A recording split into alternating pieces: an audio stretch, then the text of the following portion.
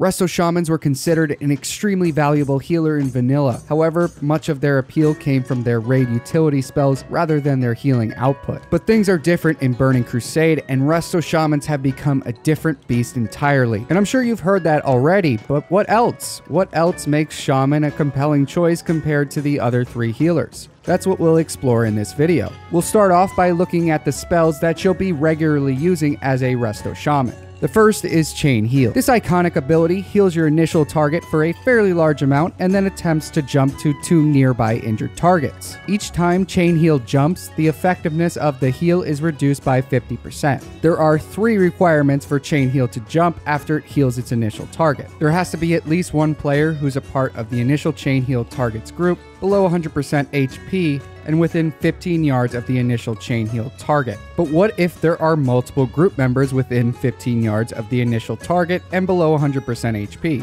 Who does it go to? Well, Chain Heal is a smart heal, so it will always jump to the target with the lowest HP when given the choice. After that first jump, Chain Heal can jump a second time to heal a third target. The heal on the first jump target is reduced by 50%, and the heal on the second jump target is reduced by 25%. I know that's a little confusing, so I put together an example. Suppose that player A, player B, and player C belong to the same group and are all within 15 yards of each other. Player A is missing 1500 HP, player B is missing 1000, and player C is missing 750. For the sake of this example, assume that your Chain Heal heals for an average of 2000. In this scenario, you should cast Chain Heal on player A, since they're missing the most HP, and the initial hit is always 100% effective.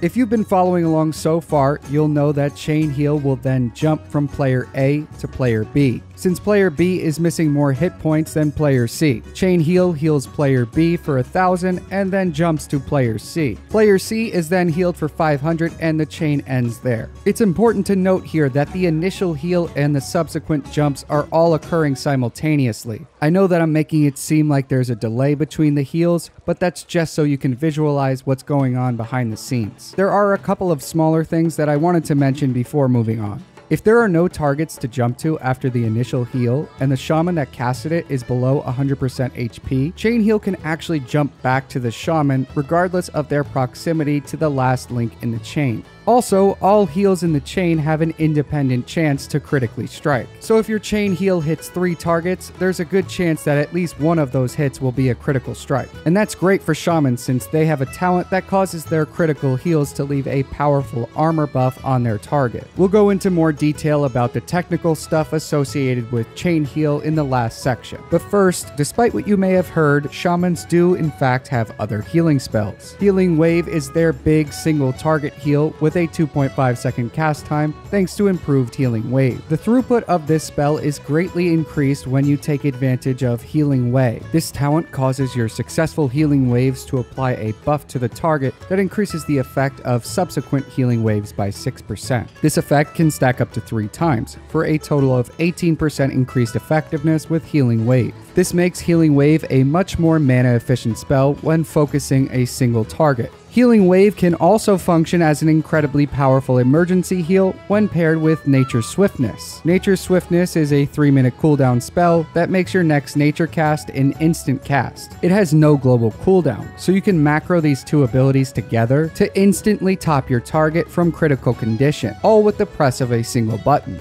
By the way, if you want to see a Holy Paladin guide, I already have that done. You just have to subscribe. I don't know how many subs I need for it to be released, but you have to subscribe first because that's what's going to have to happen. Moving on, we have Lesser Healing Wave. This is the shaman's fast but inefficient casted heal. It starts off okay in the beginning of the expansion, but quickly declines as you get gear. That's because it has a relatively low healing coefficient compared to your other spells, which means it won't scale as well with bonus healing. That doesn't mean you shouldn't use this spell. Sometimes it's worth sacrificing throughput and efficiency for speed. For example, if your target only has 2000 HP and they're about to be targeted by a mechanic that hits for 3000, it's much safer to heal that target with Lesser Healing Wave and then use an efficient heal after. You should also consider using this spell when the fight has either a random movement mechanic or an interrupt or a silence mechanic. Next up is Earf Shield. This is a new shield ability for the Resto Shaman in TBC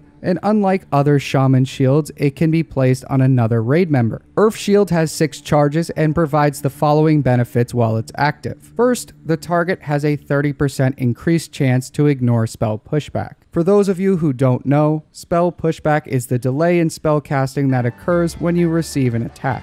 And many casters have talents that passively reduce it, but there are a few who don't, and their DPS suffers immensely on fights that cause a lot of spell pushback. The most common specs that fall under this category are Balance Druids, Elemental Shamans, Shadow Priests, UA Warlocks, and Frost Mages. So Earf Shield is situationally very useful for them. But there's more to Earf Shield than passive spell pushback reduction. The second benefit is attacks made against the Earf Shield target will consume a charge of the shield, healing the target for a large amount. A very important concept to understand here is that when a charge of Earth Shield is consumed, the heal on the Earth Shielded target is attributed to them, and not the shaman who casted Earth Shield.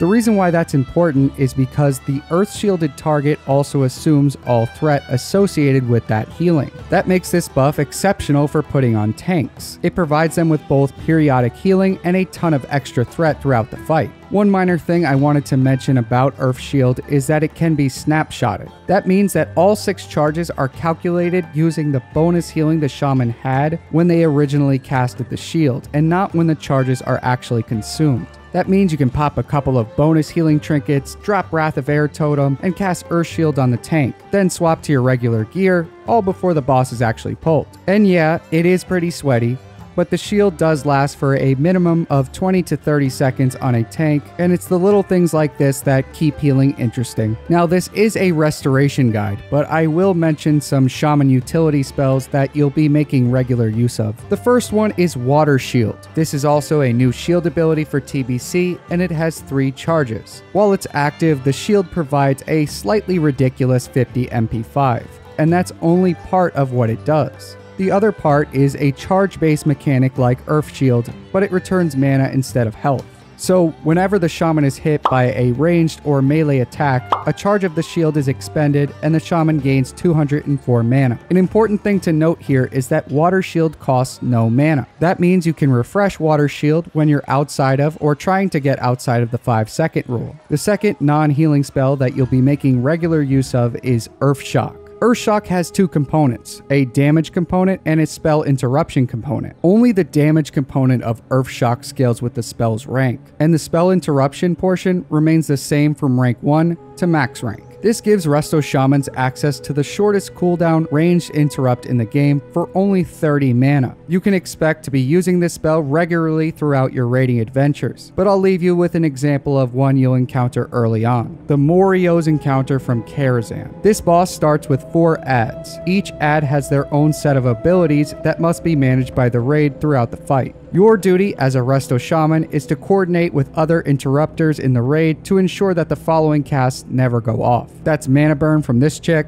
Greater Heal from this chick, and Holy Light from this chick. Tremor Totem is another invaluable asset that the Restoration Shaman brings to a raid group. While the totem is active, it periodically removes all fear, charm, and sleep effects on all party members within 30 yards. This ability is a game changer on encounters like Nightbane. His Bellowing Roar ability fears all players within 35 yards for 4 seconds. Being feared in this fight is particularly bad because there are several mechanics that punish you for standing in certain locations. For example, there are various lava cross sections around the boss called Charred Earth that deal heavy damage over time to players standing in them. There's also a frontal physical cleave and breath of fire, so Tremor Totem saves lives here. I saved my favorite spell for last, Grounding Totem. When the shaman drops this totem, the next single target spell casted on any of the shaman's nearby party members will be redirected to the totem, destroying the totem and negating the spell. The spell's function combined with its absurdly low cooldown of 15 seconds makes it borderline broken on some encounters. And there are certain fights that I'd argue would be nearly impossible without Grounding Totem. One example is Lady Vosh. In phases 1 and 3 of this encounter, Vosh will randomly cast Shock Blast on your main tank. Shock Blast deals approximately 9,500 damage and stuns the target for 5 seconds. Grounding Totem is the perfect counter to this ability. All the shaman needs to do is make sure that they immediately immediately drop a new grounding totem after the previous one is destroyed from absorbing shock blast. So with grounding totem, we can completely bypass certain raid mechanics. Pretty strong if you ask me. This is the last section, healing assignments. Shamans are incredible raid healers, but that's not the only assignment that you'll get,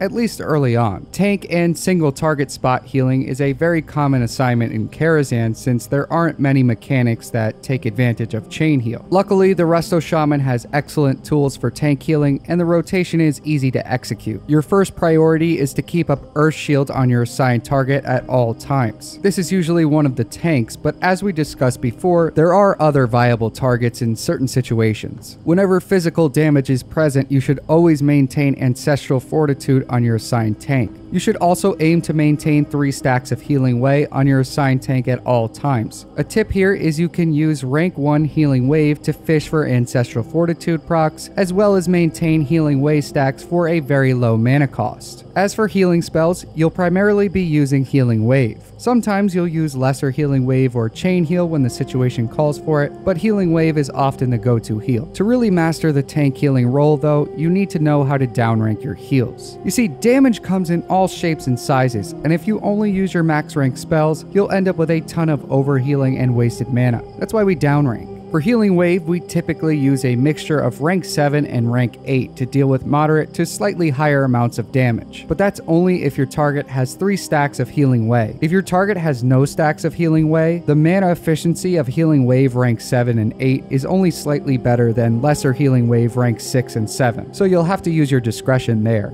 You'll use your max rank Healing Wave when you need to heal huge amounts of sustained damage, which happens quite frequently as a tank healer. This assignment is typically short-lived, and you should only expect to get it in phase 1. After that, you're pretty much only raid healing for the rest of the expansion. But that doesn't mean you won't be healing tanks anymore. Far from it, actually. Remember that chain heal is a smart heal, and since tanks are almost always below 100% HP, you'll be healing them frequently, whether you like it or not. They're often the best target to cast chain heal on, since the initial heal is less likely to overheal them compared to other targets. And they're usually grouped up with melee, and melee tend to take a lot of splash damage. Now that we've transitioned to raid healing and spamming chain heal, we need to learn how to downrank chain heal. The most commonly used downrank is chain heal rank 4. That's because rank 4 narrowly escapes the threshold for the downranking penalty, which means that it still benefits from all of your bonus healing gear, and it costs 20% less mana than chain heal rank 5. Chain Heal rank 5 does have slightly higher HPS than rank 4, so consider using it when raw throughput takes priority over efficiency. And just like with Healing Wave, you can macro Nature's Swiftness to Chain Heal rank 5 for a huge emergency AoE burst heal. Downranking beyond rank 4 is viable, but due to the downranking penalty on those lower ranks, it really depends on what gear you have, and as a result, I can't make a solid recommendation. I did make a detailed spreadsheet with the math and rationale I use for my downranking,